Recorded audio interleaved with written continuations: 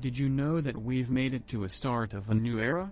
As we all know, COVID-19 has been a serious problem over the past year. It has swept the nation with a contagious flu-like disease with no patented cure to be distributed.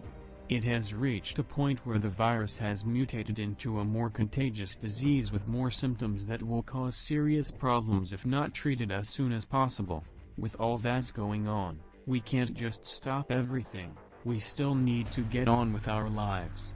The question is, how do we adapt to this new situation? Coping with this situation isn't easy, not even for superpower countries such as the US, where it holds the most COVID cases by the state, and UK, where the new mutation of the virus started. So, with that image in mind, how should we expect the smaller and less powerful countries such as Indonesia? There are 5 main problems that occur in Indonesia that might have not happened to other countries, especially those classified as a developed country. The first problem is finance. With the limitations that we need to stay at home and abide the health protocol, economic downfall is very challenging to overcome. We do everything online, so we need to pay for internet, and electricity bills will go up.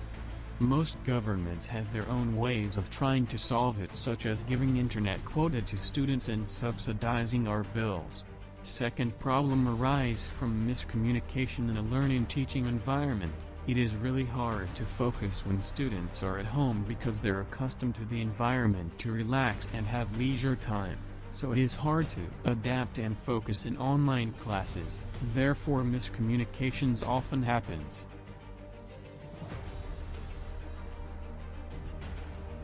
Third problem is network and media. Indonesia is the largest archipelago country in the world. There are 6,000 more islands which are inhabited. Most of these islands have less access to internet and modern technology, or even none at all.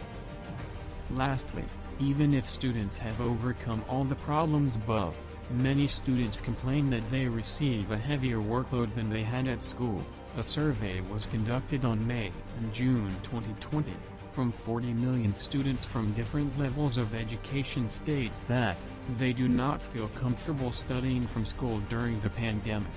87% of those students want to go to normal learning teaching environment at school as soon as possible. The hardest part of converting to an online environment is that in Indonesia, most learning and teaching methods were traditional and don't require as many digital resources as now. It will take a bit of time for students to adapt to a new environment. It will be twice as easy to do online classes if the students are already used to it. Optimize interaction time wisely. It gives students some flexibility and is a good way to not stress them out. Set them up in groups of friends. Most students try to study hard when they're with their friends. It is a good way for them to socialize, which is an important aspect in coping with the pandemic. Being sensible and giving work, meaning that, don't pile them up with assignments that they don't want to do. It is easier to learn when they voluntarily want to learn instead of shoving them with a lot of work. Making sure students understand their lessons is key.